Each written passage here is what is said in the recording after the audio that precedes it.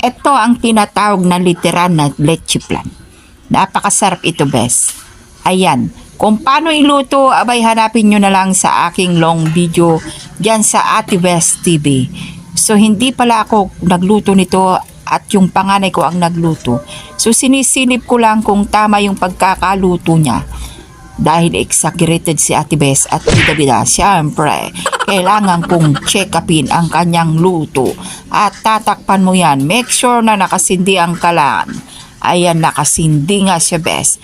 Pagkatapos ay iwanan mo yan ng 1 hour. At pwede na natin tikman. Ayan na siya, Bes.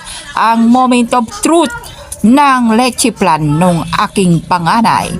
Napakasarap at napakatamis talaga nito, Bes. Ayan, napakasarap.